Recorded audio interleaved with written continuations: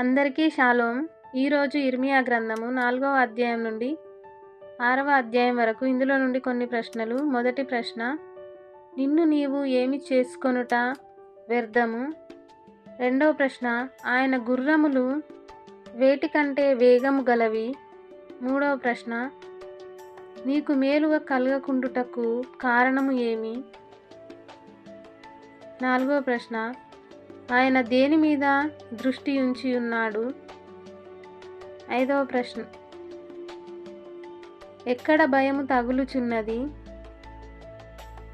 ఆరవ ప్రశ్న, మేలు కలుగజేయు మార్గమేదని అడిగి అందులో నడుచుకొనిన ఎడల ఏమి కలుగును?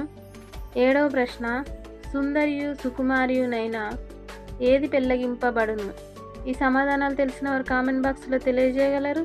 షేర్ చేయండి, సబ్స్క్రైబ్ చేయండి, లైక్ చేయండి.